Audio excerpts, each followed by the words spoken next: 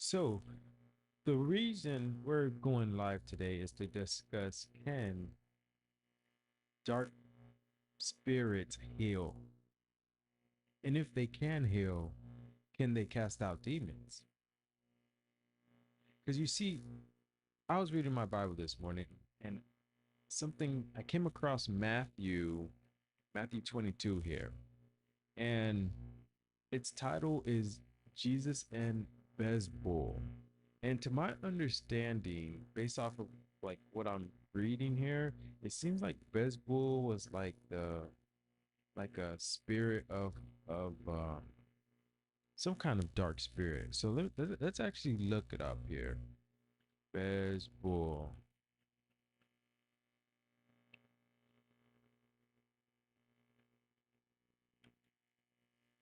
So Bezbull is a name used in the Bible to refer a powerful demon. Okay.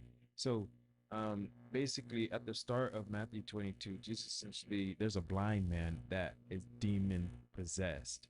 And Jesus essentially cast this demon out. And after he cast the demon out, after he cast this demon out, the people, the Pharisees and stuff, they were questioning. They didn't really question him, but Jesus kind of read their minds and like really he already knew that these people thought that he was practicing like some form of like dark magic, witchcraft. And ultimately, Jesus' response was this was Jesus' response. He says, every kingdom divided against itself will be ruined, and every city or household divided against itself will not stand. So he's kind of starting to hint at, good can't good and good can't be against each other, and evil can't be against each other. Like evil will always be for evil, and good will always be for good. So that's essentially what that is saying. So verse 26, if Satan drives out Satan, he is divided against himself. How then can his kingdom stand? So this is literally saying that Satan can't be against himself, or else his kingdom would not be able to stand. So it is in the best interest of Satan to not fight against evil, meaning Jesus was not able to heal these people through dark spirit, magic, demons, and everything of those natures. And that's essentially what he's saying here.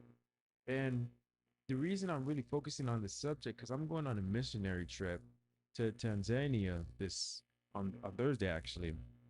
And the people of Tanzania, they practice dark magic. They practice they don't know what to believe, whether like it, they don't really understand what the truth is and who to lean in on when they need that spiritual, power essentially.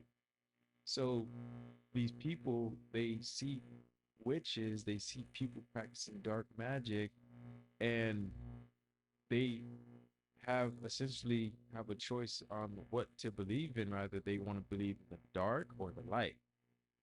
So a big purpose of us, when we go share our testimonies in the city, we're essentially going to be fighting against this belief system that they have there, and really showing them that there is another way outside of these dark spirits. And that's why it was that's why I thought it was so important that like I even came across this message this morning. It wasn't my intentions, but God has a interesting way of working in our lives where he'll give you a message when you need it the most. And right before I'm going on this trip, I come across this saying that he's literally saying, and I'm going to be able to share this, and I'm going to be excited to kind of come back and report to you guys, my experience. So verse 27, it says, and if I drive out demons by Bezbull, by whom do your people drive them out? So then they will be your judges. But if it is by the Spirit of God that I drive out demons, then the kingdom of God has come upon you. So basically, it's saying like the only way to really drive out demons is through God and this in the kingdom. So that tells you the dark magic that's being used, in today's society or even in the Bible, it's false. It's not true casting out demons. And I had a question on is all types of because I know in the Bible when Jesus was healing a lot of times, he would heal and cast out demons. But my question was, if is all sickness coming from demons? So I did some research on it, and the answer is no. But with that being said, there are times that there are demons, and if there is a demon involved with a sickness, dark magic will not cast out any demons because that is of the dark side essentially. So when it comes to it, if dark magic can heal, yes, it could heal, but one, it would never heal within the interest of God. It would never heal in the interest of good. It will only heal in the interest of deception and this false illusion that the dark the dark side actually has true power when in reality God has the true power, right? So that's really what I wanted to kind of look over here and just really understand. And there's a couple of verses that I essentially had looked up here. So Matthew 17:14 through 18. For he suffers terribly. He often falls in the fire and into the water. He rebukes a demon, and the boy is healed instantly. So these are just examples here um, of how Jesus casted out demons here. Okay, so let me actually go back. There's a couple looking for some verses here. So why? Let's see here. So yeah, so deception and exchange is one of the biggest reasons. So when we look at 2 Corinthians 11:14, it says, even Satan disguises himself as an angel of light. So when you think about like healing, just because people are being healed, like these people are being healed and in Tanzania sometimes by dark magic and things like that. And people think it's light, but really it's not light. And by getting people to believe in these powers outside of God, it essentially brings people further away from God. And they essentially never find Christ because they believe in this power that is not of God. And that's why if you're somebody that does, the tarot cards, the what's it called? The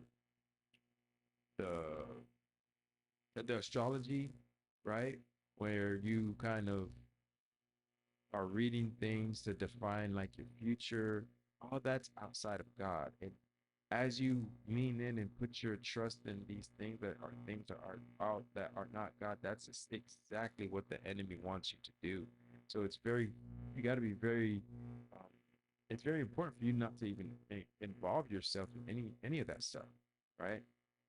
So really important to understand that.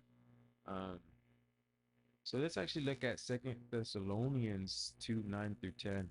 It says, the coming of the lawless one is by the activity of Satan, with all power and false signs and wonders, and with all wicked deception. And Exodus 7 through 8, Pharisees, magicians were able to mimic some of Moses' miracles, but only God's power triumphed, right? So these are all just examples here of how the dark magic, dark, or whatever you want to call it, is false. It's just a deception and it's not real. So the true healing, it sets people free. And that's the biggest difference. When people are held captive, when people are held and they're oppressed, and there's things that have a hold on people, true healing sets people free from those demonic powers. And that's why you don't want to lean in on the demonic powers because the demonic powers that supposedly are healing will never heal you of demons. That is only something God could do, right? So that's essentially what I wanted to bring up. It's a very quick, study, but my second topic that I have for tonight was actually this concept, it's Matthew 7:13 through 14. We're gonna do a pivot here. This is just a concept that I really just wanted to address for tonight because it's something that has played a pivotal role in my life. And it's a quick verse here. So Matthew, I'm actually gonna read it through the ESV version here. So before I read it, I want to talk about like how it's impacted my life, like this whole concept. Like growing up, I always had to like take the road less traveled, and I always there's a poem that I'm actually want to read to you guys. We could read the road less traveled, but Matthew 7 verse 13. Enter, it says the narrow and wide gates. Enter through the narrow gate. For wide is the gate and broad is the road that leads to destruction. And many enter through it. But small is the gate and narrow the road that leads to life, and only a few find it. This is such a great verse because it really tells you here that when you follow the crowd, a lot of times it leads to destruction. The path of least resistance is typically the path that the enemy wants you to go. And when we think of today's time, what does that look like? That could look like spending all your time on social media, spending all your time in an ungodly relationship, spending all your time chasing after money. These are the things that majority of the people in our society do, focusing on how you look. So to the point where it becomes like you're worshiping yourself. And if you're a Christian out there, what does that look like for you? It could be going to certain churches just because the amount of people in the crowd. That's what it looks like when you follow the crowd. Not focusing on your relationship with God, but focusing on everything but God.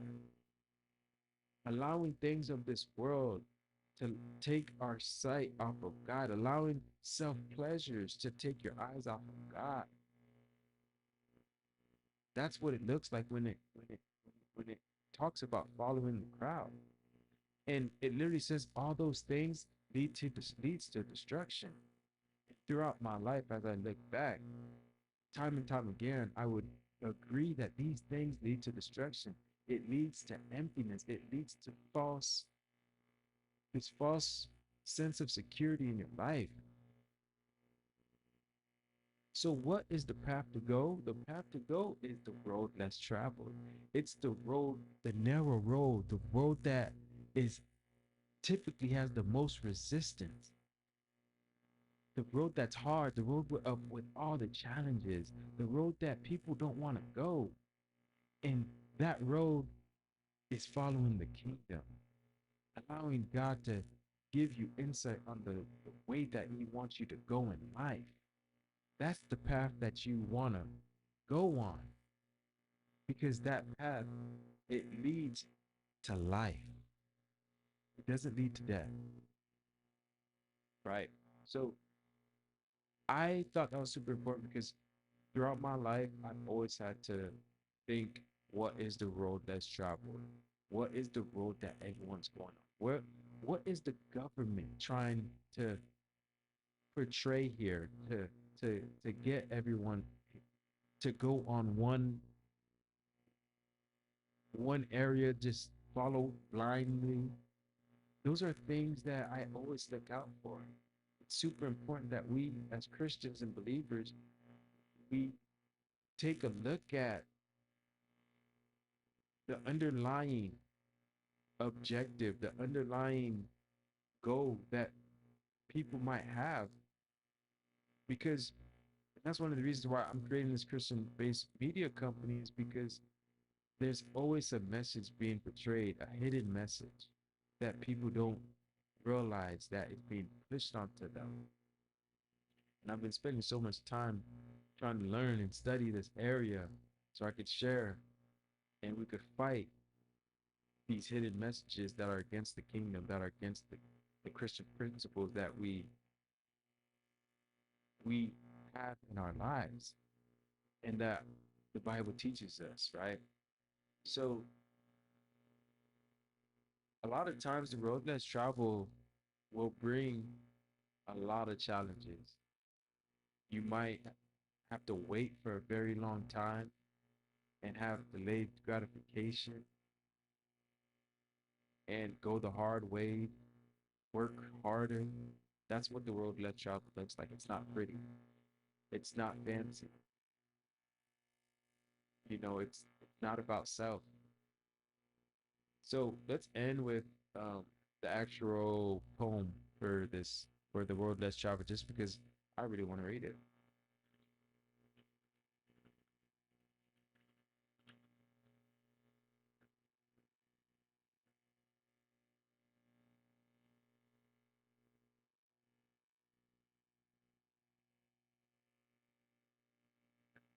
All right, let's find it here.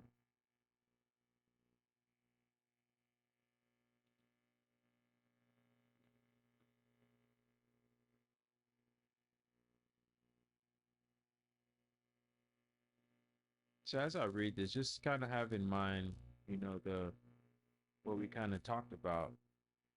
So two roads diverged in the yellow wood, and sorry I could not travel both and be one traveler. Long I stood and looked down one as far as I could to where it bent in the undergrowth.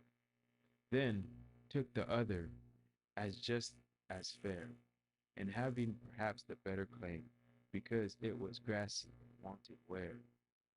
Though as for that, the passing there had warned them really about the same, and both that morning equally lay, and leaves no step had trodden black. Oh, I kept the first for another day, yet knowing how way leads on to way. I doubted if I should ever come back.